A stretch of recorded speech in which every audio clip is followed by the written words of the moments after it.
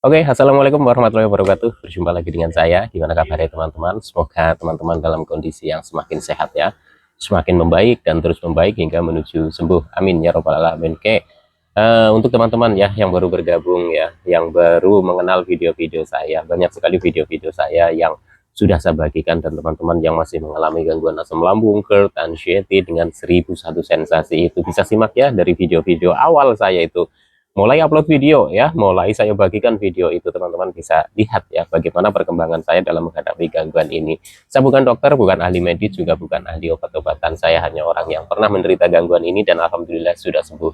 Kalau saya bisa sembuh, saya yakin teman-teman juga bisa sembuh. Amin. Ya, semangat ya teman-teman ya, karena menderita gangguan asam lambung dengan 1001 sensasi itu nanti juga bisa sembuh ya, teman-teman juga akan sembuh dan saya yakin itu.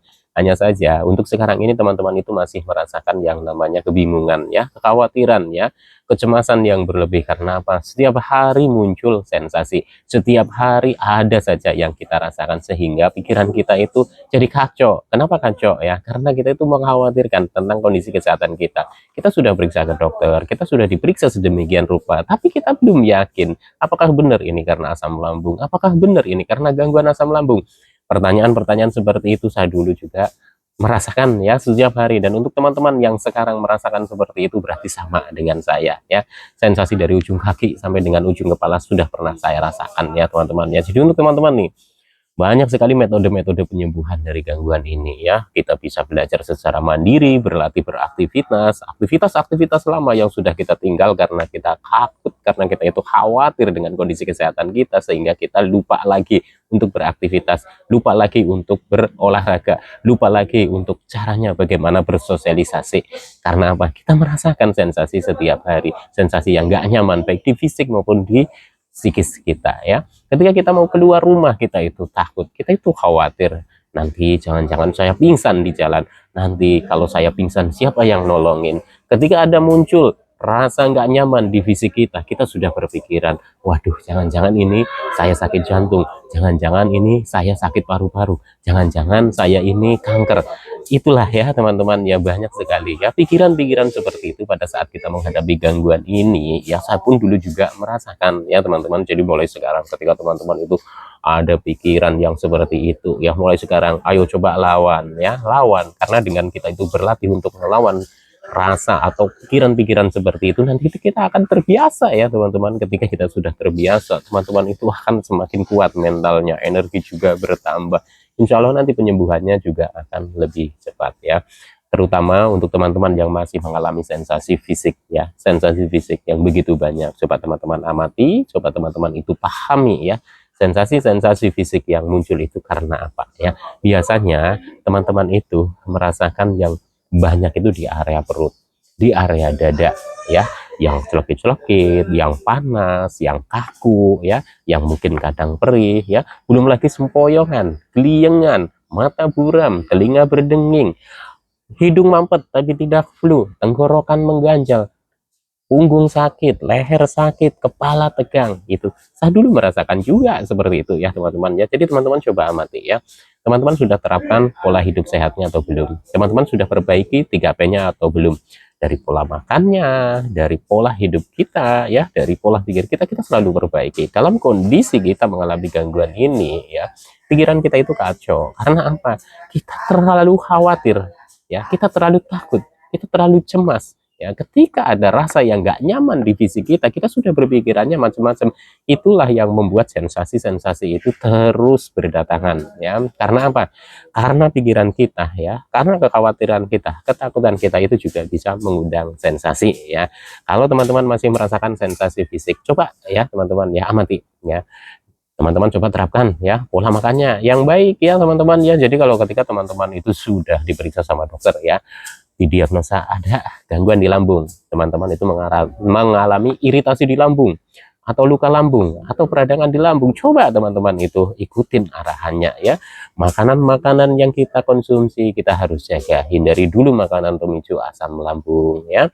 Terus teman-teman itu bisa terapkan pola makannya ya, bisa sedikit-sedikit tapi sering ya, jangan terlalu kenyang dulu.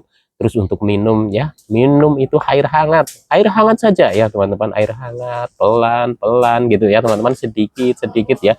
Jangan terlalu banyak dulu, kalau terlalu banyak itu biasanya kembung, terus begah. Kalau sudah kembung dan begah, rasa nggak nyaman di area dada ya, GERD kita jadi bereaksi lagi ya teman-teman ya. Jadi untuk teman-teman nih, coba dijaga di pola makan untuk sensasi-sensasi fisik yang masih banyak ya. Nah, terus untuk teman-teman yang masih mengalami nih ketegangan di otot ya, rasa nggak nyaman, linu-linu ya, terus pegel-pegel, terus rasanya itu kaku-kaku, coba teman-teman mulai beraktivitas, mulai berolahraga, walaupun hanya sekedar jalan kaki. Selain itu melatih ya, melatih urat-urat atau saraf-saraf kita supaya apa namanya bisa lentur lagi gitu ya teman-teman ya, karena kalau kita sudah jarang aktivitas itu kan biasanya kaku-kaku ya.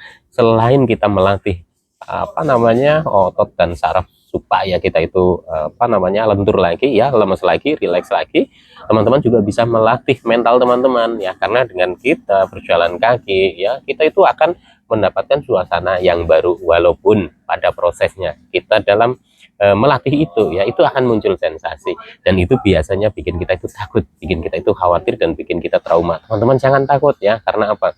Karena seiring berjalannya waktu, teman-teman terus melatih dan berlatih terus, nanti teman-teman itu akan terbiasa ya.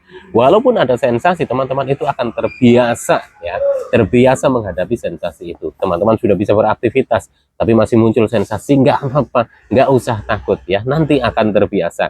Yang terpenting adalah ketika teman-teman capek, istirahat, jangan dipaksakan, karena dalam menghadapi gangguan ini kita perlu kesabaran, kita perlu keikhlasan dalam menjalaninya ya teman-teman ya. Jadi bertahap, karena gangguan ini sembuhnya itu perlu proses ya, tidak instan ya teman-teman ya. Jadi untuk teman-teman nih, pokoknya dari sensasi ujung kaki sampai dengan ujung rambut ya, penderita gangguan asam lambung pasti merasakannya ya teman-teman ya. Hanya penderita gangguan asam lambung, GERD, anxiety, yang paham ya dengan sensasi-sensasi yang dirasakan. Mungkin orang lain ya yang belum terkena gangguan ini tidak bisa memahami apa yang sebenarnya kita rasakan. Tapi teman-teman nggak usah khawatir ya, teman-teman itu harus bangkit, karena nanti banyak sekali hikmah yang bisa didapatkan dari kita terkena gangguan ini ya teman-teman. Jadi teman-teman itu harus optimis bahwa saya bisa sehat, saya bisa sembuh, saya bisa produktif lagi, saya bisa bekerja lagi, saya bisa beraktivitas lagi, saya bisa seperti dulu lagi gitu ya teman-teman ya. Jadi untuk teman-teman pokoknya nggak usah khawatir, gangguan asam lambung, GERD, anxiety ini bisa sembuh ya teman-teman ya. Apakah gangguan asam lambung, GERD, anxiety ini bisa kambuh? Bisa ya teman-teman ya. Jadi yang terpenting kita nggak usah pikirkan kambuhnya dulu, kita fokusnya adalah sembuhnya dulu ya teman-teman ya.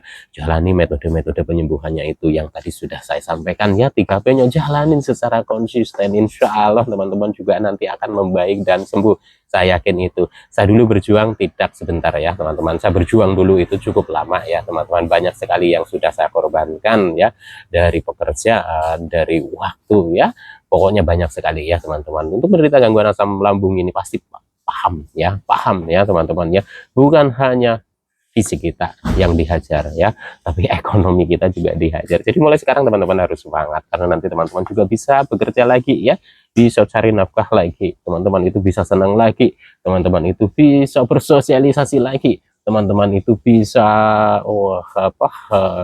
bepergian ya, pelesiran ya teman-teman, itu akan bisa nanti, jangan takut ya teman-teman ya. Sensasi-sensasi yang sekarang dirasakan oleh teman-teman, contoh misalkan masa selalu begah, selalu kembung, diamati saja begah kembung. Biasanya teman-teman kalau nggak telat makan, mungkin makan terlalu banyak ya, karena asam lambung dan gas lambung sudah tinggi, jadinya kembung dan begah ya.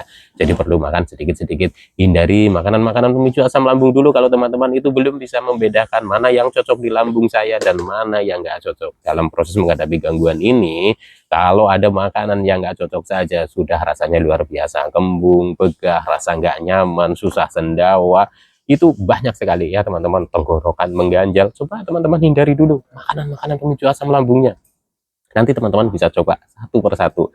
Coba teman-teman, oh saya sudah berani makan nih ya, makan, oh ternyata nggak ada sensasi, tidak menimbulkan reaksi yang terlalu banyak di fisik kita ya, oh berarti itu aman ya, tapi sedikit dulu. Dan kita juga harus mencoba seperti itu ya, tidak selamanya kita harus menghindari makanan-makanan pemicu asam lambung ya teman-teman ya. Jadi teman-teman coba pahami, amati ya Sensasi-sensasi yang muncul pada saat kita mengalami gangguan ini adalah sesuatu hal yang sangat wajar sekali untuk penderita gangguan asam lambung. Dan teman-teman, mulailah beraktivitas, jangan tunggu sensasi-sensasinya hilang baru beraktivitas, karena sensasi-sensasi yang kita rasakan baik di fisik maupun di psikis itu ya nanti hilangnya itu bertahap. Seiring berjalannya waktu kita sudah mulai beraktivitas, walaupun masih ada sensasi, semakin kita itu mentalnya kuat, energi bertambah, itu nanti akan hilang satu persatu tanpa kita sadari teman-teman ya. Jadi teman-teman tetap semangat, karena teman-teman yakin ya, saya yakin sekali teman-teman itu akan sembuh ya. Tetap semangat, salam sehat dan rohani. Wassalamualaikum warahmatullahi wabarakatuh.